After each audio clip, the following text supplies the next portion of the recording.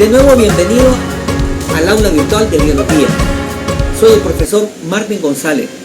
El tema de hoy, nosotros vamos a estudiar inicialmente lo que es la teoría celular y vamos a estudiar cuáles son los principales organelos de la célula, tanto animal como vegetal. Son objetivos de la clase de que nosotros identifiquemos cuáles fueron los antecedentes históricos que llevaron a los científicos a postular la teoría celular y cómo fue el descubrimiento de la célula, cuáles fueron los primeros científicos que identificaron la célula.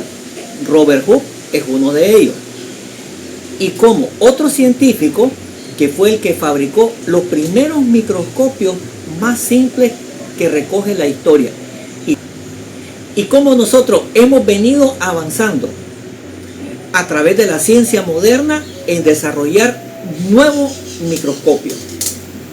Veamos el siguiente video, el cual resume la teoría celular. Por más de 3 siglos se hicieron investigaciones sobre la célula y se encontró que todos los seres vivos estamos formados por células, cuyas funciones nos mantienen con vida. Estos y otros aspectos encontrados en investigaciones sobre la célula y sus funciones forman parte de la teoría celular. Te invito a conocer cómo se construyó la teoría celular y sus postulados.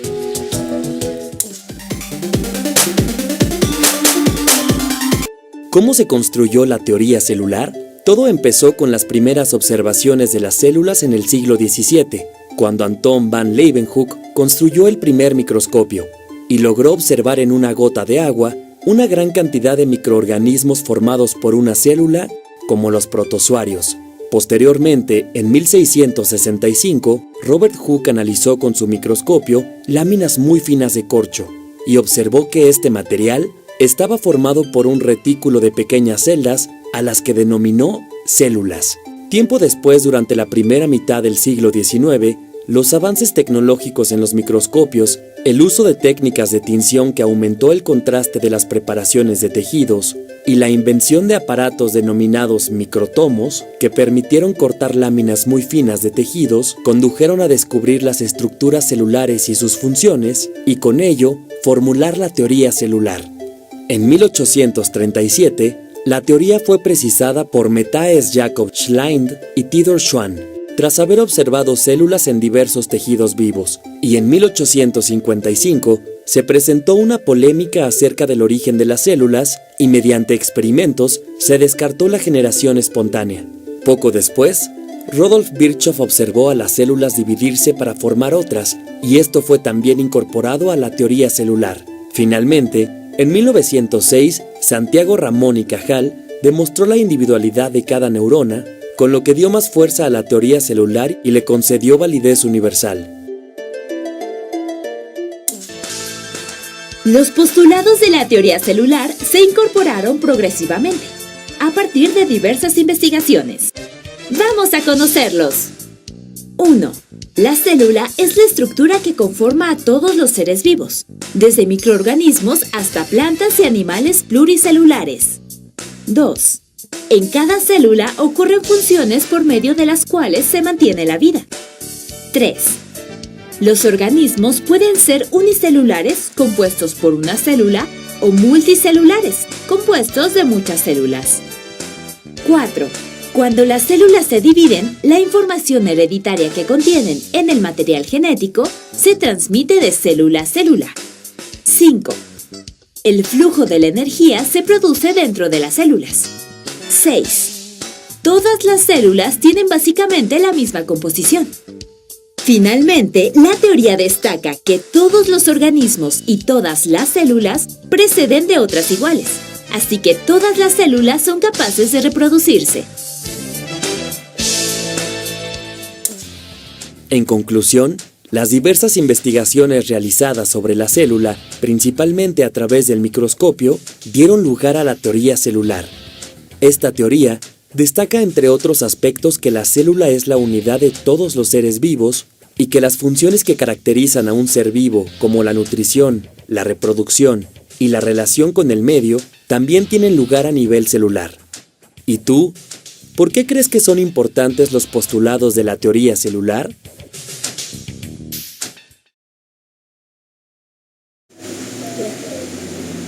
Después de haber visto este video, podemos resumir de que la teoría celular nos permite a nosotros hoy en día establecer de que todos los seres vivos estamos conformados por células y que las células proceden de otras preexistentes, igual que los organismos. Los organismos vivientes preceden de otros ya existentes y que también nuestra conformación va desde lo simple hacia lo complejo. En el siguiente video nosotros vamos a estudiar cómo los organismos, ya sean unicelulares o pluricelulares, están conformados por células, desde células muy simples hasta células muy complejas. Y cómo los organismos, como las bacterias, por ejemplo, que son organismos unicelulares, estamos conformados por células, aunque la estructura sea muy simple, como las bacterias, y pasamos a estructuras ampliamente complejas. Veamos el video. La célula. El cuerpo de una persona se compone de 75 a 100 billones de células. Más de 200 tipos. Múltiples funciones y gran cantidad de tareas por realizar. Todos los seres vivos que existen en el mundo están formados por células, que a su vez son los seres vivos más pequeños y funcionan como pequeños bloques de construcción. ¿Tus ojos tienen células? ¿Tu brazo tiene células? Y hasta la punta de tu lengua las tiene. Pero no todos los organismos tienen el mismo número. Los seres humanos, las plantas y los animales son seres pluricelulares, porque están formados por millones o billones, mientras que las bacterias son unicelulares, son organismos simples de una sola célula. Existen dos tipos. Las eucariotas poseen un núcleo bien definido y se unen para componer a los organismos más complejos como las plantas, los animales y los hongos, pero también a protozoarios. En cambio, las células procariotas están presentes en los seres más sencillos, como las bacterias y las arqueas. En los organismos pluricelulares, las células tienen variadas formas, tamaños y funciones, sin embargo, la mayor parte de ellas son imposibles de ver a simple vista, pues miden alrededor de 0.01 milímetros de diámetro. Dentro de cada una se hallan unas estructuras llamadas orgánulos que flotan en el citoplasma protegido por la membrana celular. Y justo en el centro se encuentra el núcleo, el orgánulo más importante al contener el ADN y servir como centro de control de la célula, como si fuera el cerebro de una persona. Comúnmente se diferencia a las células animales y vegetales, por los orgánulos que contienen. Las animales carecen de los cloroplastos, lugar donde se lleva a cabo la fotosíntesis de las plantas, así como de pared celular, pero comparten con las vegetales la mayoría de los orgánulos como las vacuolas, el retículo endoplasmático, los ribosomas y el aparato de Golgi. Las células son la unidad básica de cada organismo. Contienen el ADN, lo transmiten a los descendientes y efectúan procesos vitales como la absorción de los nutrientes, pero no todas tienen la misma tarea. Algunas solo se encargan de transportar oxígeno, otras de proporcionar soporte y otras tienen otras funciones específicas. Un conjunto organizado de células con la misma función y con tareas similares conforma un tejido, el cual puede formar un órgano. Pero como todo ser vivo, las células tienen la vida limitada. Todos los días, una persona pierde millones de ellas como parte de un proceso natural o como consecuencia de enfermedades o lesiones. Estos increíbles seres hacen mucho por tu cuerpo. Más bien, son tu cuerpo.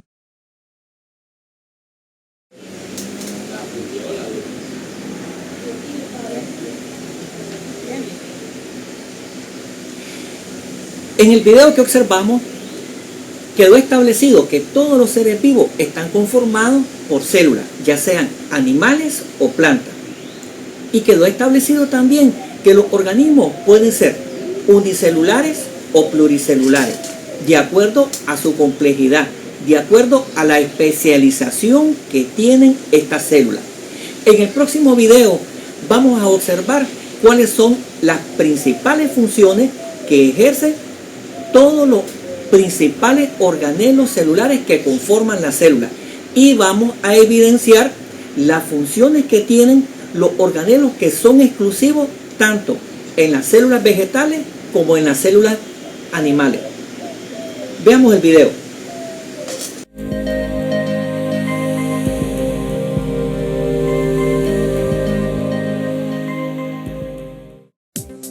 Todos los seres vivos están formados por células. Las formas, tamaños y funciones pueden ser muy distintos, pero todas las células tienen en común la presencia de la membrana celular o plasmática, el citoplasma y el material genético. La membrana plasmática es una delgada bicapa de lípidos y proteínas que, entre otras funciones, protege a la célula y regula la entrada y salida de sustancias. El citoplasma es el material líquido contenido por la membrana plasmática. En él se encuentran las distintas estructuras celulares. La información genética está contenida en la molécula de ADN, que está ubicada en el núcleo celular.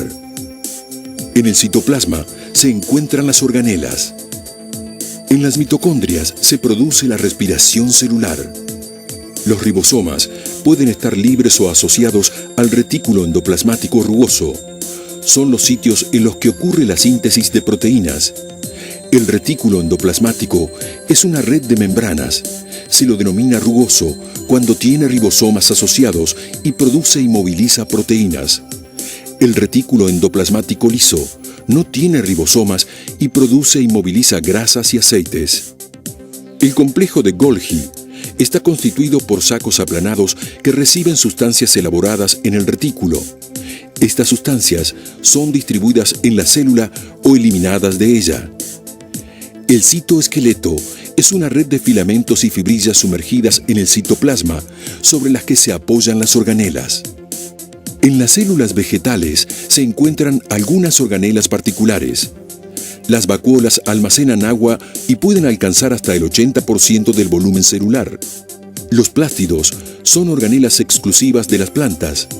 Un ejemplo de ellos son los cloroplastos en los que se realiza la fotosíntesis.